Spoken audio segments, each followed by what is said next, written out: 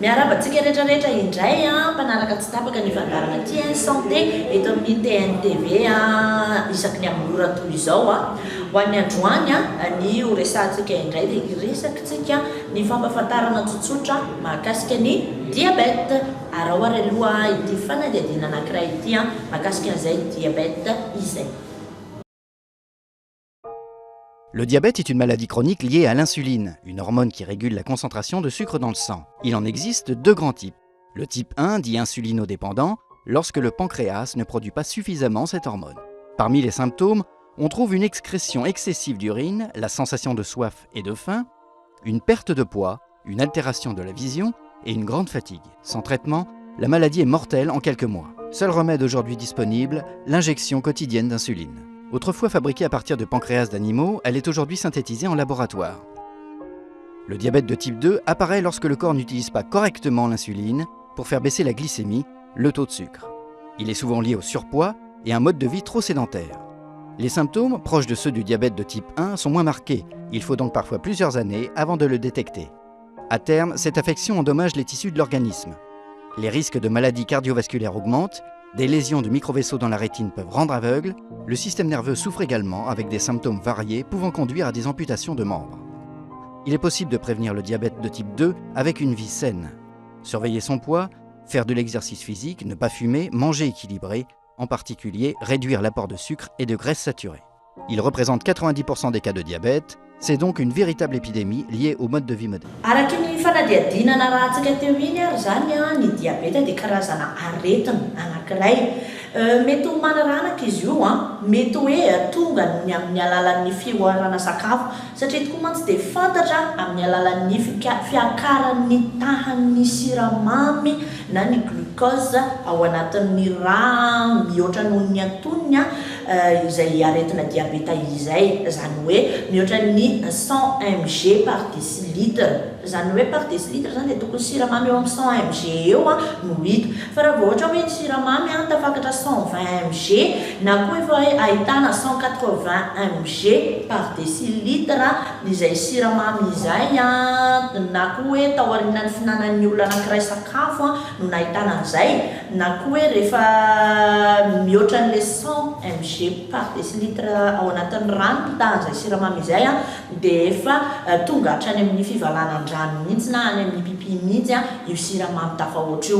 Matetika moa ny ahafantarana ny olona tratry ny diabète misy an'izay diabète izay dia na izy ngeza be hoe tena misy vatana le olona na ihany koa misy le izy hoe rehefa mipipi ohatra ny pipi enoeny amin'ny tany dia misy vitsika be da be manantona amin'ny pipi an'le olona misy diabète iny. Fantary fa misy karazany roa ny diabète dia ao ny diabète type 1 sy eo ihany koa ny diabète type 2. Anao fantarana raha hoe rehefa ohatrohatry ny ahoana zavatra mitranga aminao voatratry ny diabète type 1 ianao na koa rehefa ohatrohatry ny ahoana zavatra mitranga aminao voatratry ny diabète type 2 ianao. Pour comprendre ce qu'est le diabète, expliquons d'abord comment le corps utilise l'énergie provenant des aliments. Les sucres, aussi appelés glucides, proviennent des aliments que nous mangeons. Les sucres sont digérés et se retrouvent dans le sang sous forme de glucose. La présence de glucose dans le sang amène le pancréas à produire de l'insuline. L'insuline agit comme une clé qui permet au glucose d'entrer dans les cellules. Le glucose est alors utilisé comme énergie par les cellules. Par exemple, les cellules des muscles. L'insuline permet aussi de mettre en réserve du glucose dans le foie. Ce glucose dans le foie est libéré et utilisé par le corps comme énergie entre les repas et durant la nuit. Chez les personnes diabétiques de type 1, le pancréas ne produit plus d'insuline. Ces personnes doivent donc s'injecter de l'insuline pour vivre. L'insuline injectée permet au glucose d'entrer dans les cellules et d'être utilisé comme énergie. S'il manque d'insuline, le glucose s'accumule dans le sang. Cela cause une augmentation anormale du glucose dans le sang, nommée hyperglycémie. Les symptômes de l'hyperglycémie sont, entre autres, la soif, les urines abondantes ou la fatigue. À long terme, l'hyperglycémie peut causer des dommages aux yeux, aux reins, aux nerfs, aux vaisseaux sanguins et au cœur. Parfois, pour différentes raisons, une baisse anormale du glucose dans le sang, nommée hypoglycémie, peut se produire. Les symptômes de l'hypoglycémie sont, entre autres, des tremblements, des palpitations ou de la transpiration. Pour maintenir le taux de glucose dans les valeurs normales, les personnes diabétiques de type 1 doivent constamment trouver un équilibre entre leurs habitudes de vie et la quantité d'insuline qu'elles s'injectent. Ny famantarana ny diabète type 1 dia misy ny atao hoe polyurie. Ny polyurie dia mivalan-drano betsaka le olona pipi zany izy dia ny quantité an'ilay pipiany lasa be da be, na koa hoe matetitetika mivalan-drano izy, na zavatra kely tsisy dikany raha le pipi dia ohatrany mamporotra anazy zay. Eo ihany koa ny polydipsie. Ny atao hoe polydipsie indray dia mangetaeta matetika le olona mitady rano foana, misotro rano foana. Eo ihany koa ny glycosurie, na ny misy siramamy any amin'ny pipi an'ilay olona na any amin'ny urine izany izay no mampatonga an'ilay vitrika rehefa pipi mitany eny dia tangorona amin'ny vitrika ilay pipi. Eo ihany koa ny polyphagie na ny tendan-kanina. Ohatrany mihinan-kanina zany foana ilay olona kanefa izy amin'iny tsy mety voky mihitsy fa lasa tendan-kanina. Fa efa nresantsika teo hoe misy ihany koa ny angezana na ny fihenan-danja rehefa tratran'izay diabète type 1 izay ny olona anankiray. Ho an'ny famantarana ny diabète type 2 kosa indray dia tsy dia misy fambarana-retina firy izy io. Ireo diabète ireo dia mora andairany tsimok'aretina isan-karazany toy ny champignon, ohatra hoe misy zavatra maniry ny hoditra raha vao tratran'ny diabète ny olona anankiray, sy ireo microbe samihafa. Matetika rehefa misy olona tratran'ny diabète ka marary izy dia matetika mora misy fery na ny lamosina ny vatany rehetrarehetra. Raha vao sarosarotra zany ny fitsaboana ny fery eo amin'ny vatanao dia efa mety ho taratra diabète izay. Ho an'izay diabète type 1 izay no tena iverenana kely ahitana ny tsy fahampian'ny insuline moa zany hoe ilay mpandrindra na ny mampidina ny fatran'ny siramamy ao anatin'ny vatantsika izay foron'ny sarakaty ao anatintsika ao zany ka tsy mila mitsindrona an'izany insuline zany intsony ilay marary dia izay no antsoina hoe insulinodépendante na miankina tanteraka amin'ny insuline. Ho an'ny diabète type 2 indray. Pour comprendre ce qu'est le diabète, expliquons d'abord comment le corps utilise l'énergie provenant des aliments. Les sucres, aussi appelés glucides, proviennent des aliments que nous mangeons. Les sucres sont digérés et se retrouvent dans le sang sous forme de glucose. La présence de glucose dans le sang amène le pancréas à produire de l'insuline. L'insuline agit comme une clé qui permet au glucose d'entrer dans les cellules. Le glucose est alors utilisé comme énergie par les cellules. Par exemple, les cellules des muscles. L'insuline permet aussi de mettre en réserve du glucose dans le foie. Ce glucose dans le foie est libéré et utilisé par le corps comme énergie entre les repas et durant la nuit. Chez les personnes diabétiques de type 2, le pancréas ne fabrique pas assez d'insuline ou l'insuline produite ne fait pas bien son travail. Ainsi, une partie du glucose ne peut être utilisée comme énergie par les cellules. Cela cause une augmentation anormale du glucose dans le sang, nommée hyperglycémie. Les symptômes de l'hyperglycémie sont, entre autres, la soif, les urines abondantes ou la fatigue. Ces symptômes ne sont pas toujours présents. C'est pourquoi le diabète de type 2 peut passer inaperçu pendant de nombreuses années. À long terme, l'hyperglycémie peut causer des dommages aux yeux, aux reins, aux nerfs, aux vaisseaux sanguins et au cœur. Manger sainement, bouger, réagir au stress de manière efficace et prendre ses médicaments tels que prescrits aide à contrôler le taux de glucose dans le sang.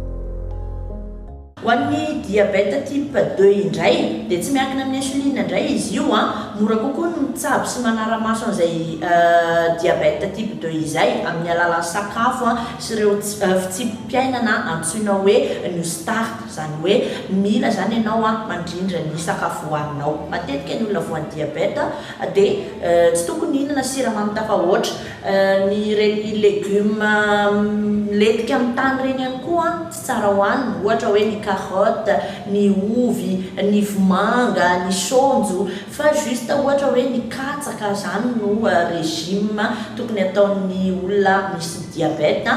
Fa ny tena fanafody tsara indrindra raha ohatra ka hoe matahotra izay diabète izay ianao tsy tianao misy izay, le izy ny diabète efa misy daholo ny olona rehetrarehetra ao anaty ao efa misy siramamy, fa ny tahany mihoatra no mampietsika an'ilay aretina dia aza mihinana zavatra mamy matetitetika. Ilaina ny mihinana zavatra mamy fa ny matetika ny tsy azo atao satria ny siramamy tokoa manko dia mitondra hery hoentina miasa ho antsika, dia ilaina ny mihinana izay siramamy izay fa ny tafahoatra tsy azo atao izy ateo. Rehefa mihinana zavatra misy siramamy zany ianao tontolo andro dia ny maraina ihany no tsara. Ohatra hoe maraina ianao manao dité dia asianao siramamy dia izay ihany no hohaninao, tsy mihinana zavatra misy siramamy intsony mandra-parivan'ny andro. Ankoatra izay dia aza diny ny misotro rano be da be satria ny fisotroana rano be da be dia manadio ny ao anaty ao ka raha ohatra ka misy izay fioarana siramamy any anatin'ny vatana izay dia ariny avy hatrany amin'ny alalan'ny hatsemboana sy ny fivalanandrano na ny pipi izay. Zay ny makasikasiky ny resadresaka diabeta fa tsara ny hofantarina ireo karazana sakafo mety ho an'ny olona diabetika.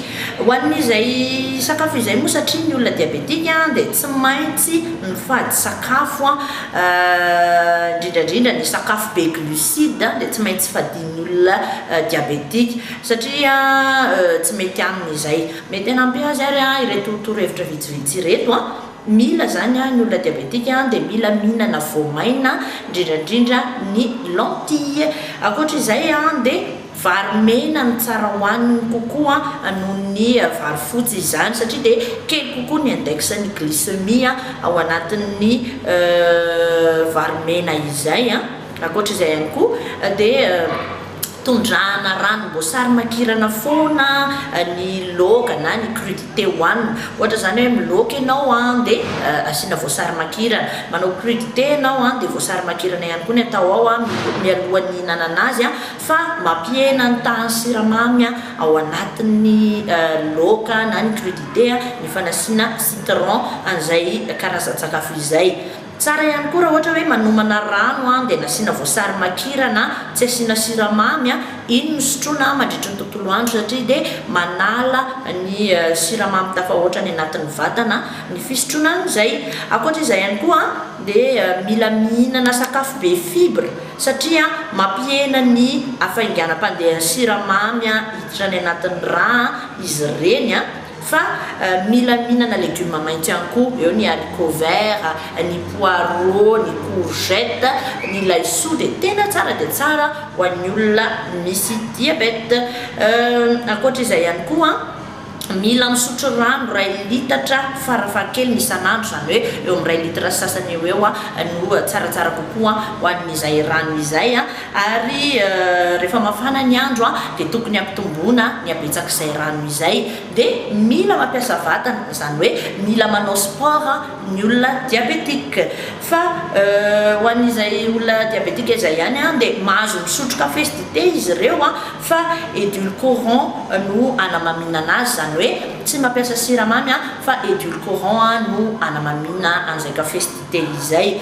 Dia farany dia tokony misotro légume nompotsehana fafadiana ireo misy karaoty sy betterave, zany hoe ny légume mitsatoka any anatin'ny tany zany tsy mety amin'ny olona misy diabète fa kosa ny légume hafa ankoatr'izay andrahoina dia mixena dia iny misotrosotrona matetitetika dia ahena ny vary hohanina na soloina katsaka mihitsy efa ny fampiresantsika izay ireo no tena mety ho an'ny olona diabète, olona diabétique azafady dia izay ihany koa ny resadresaka mahakasika an'izay sakafo tsara ho an'ny olona diabétique izay.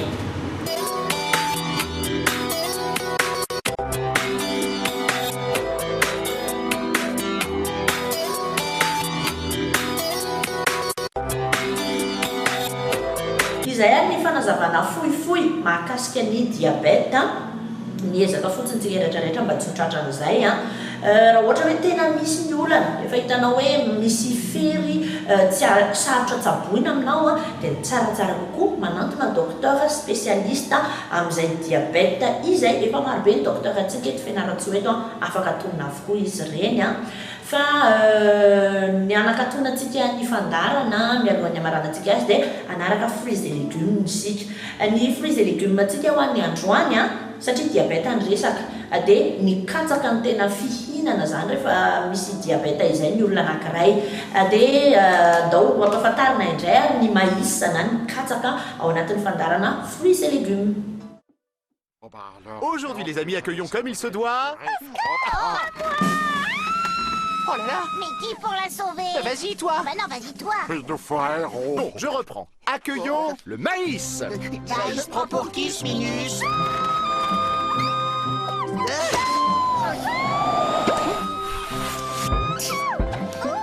Ah, mon héros! Waouh! Il est super fort! C'est le meilleur! Vive le maïs!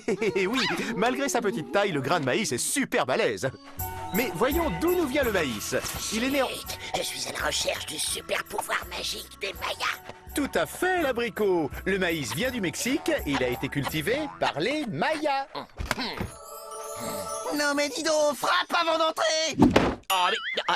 Bon, bref, faisons maintenant connaissance avec la famille du maïs. Le maïs est la plante la plus cultivée au monde, devant ses deux cousins, le blé et le riz. Eh, le maïs, qu'est-ce que tu fais là? T'es gonflé, hein? Regarde-le avec ses bourrelets! Et c'est pas ma faute si je suis trop musclé. Bah, dites donc vous deux, c'est pas beau de se moquer. Le maïs est une céréale comme vous. Et puis d'abord, tiens, montrez-nous à quoi vous ressemblez quand vous êtes soufflé, vous aussi. D'accord. Ah, on fait moins les malins maintenant. Bon, voyons plutôt comment pousse le maïs. Hé, psst, le maïs! Chut, ne les dérangez pas, ils dorment. Le maïs pousse sur un épi et il lui faut 7 à 8 mois pour bien grandir. Très drôle. Il y a deux grandes variétés de maïs. Le maïs grain, avec lequel on peut faire du popcorn, de la semoule et de la farine, et le maïs doux qu'on consomme en salade ou épi à croquer. Il en existe aussi de plusieurs couleurs, bleu, rouge et même violet. Qu'est-ce qu'on fait maintenant? Oh, j'ai une idée! À la 1, à la 2, à la 3! Et c'est ainsi que l'on fait les arcs-en-ciel. Ah bon? C'est incroyable! Mais bien sûr que non, Cornichon, c'était une blague. Allez, c'est l'heure de voir comment on peut déguster notre star du jour.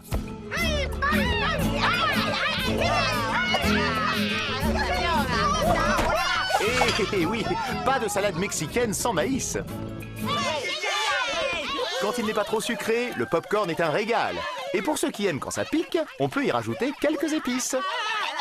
Avec la semoule de maïs, on peut faire de nombreuses recettes, comme de la polenta. Et avec de la farine de maïs, on peut faire de la tortilla. Mais aussi des canards en plastique. N'importe quoi! Si, Cornichon, c'est pas une blague. Avec l'amidon de maïs, on peut fabriquer du plastique. Bon? Bien, il est temps de passer aux questions du jour. Qui ont été les premiers à cultiver notre héros? Les Mayas, bravo! À quelle famille appartient le maïs? Attention, c'est une famille un peu spéciale. Oui, les céréales! Et enfin, où poussent les grains de maïs? Sur un épi, quel délice! Hé les amis, faites voir vos muscles. Allez, avec moi, on pousse fort. Je suis trop fort. Allez, fini la gonflette. À table, les enfants!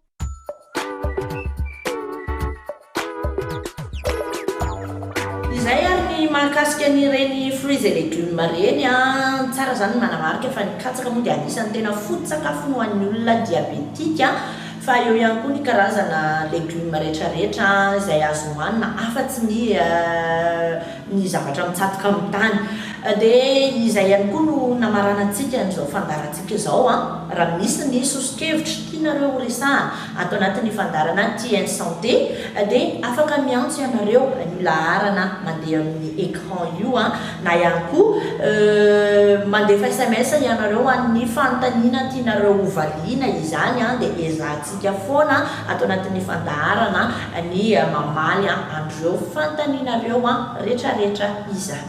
Ie, dia hatreo ihany koa ary ny fiarahantsika ho an'ny androany a dia mankasitraka antsika rehetrarehetra nahatra nijery ny fandaharana TN Santé ho an'ny TN8 mirary soa antsika rehetrarehetra veloma daholo.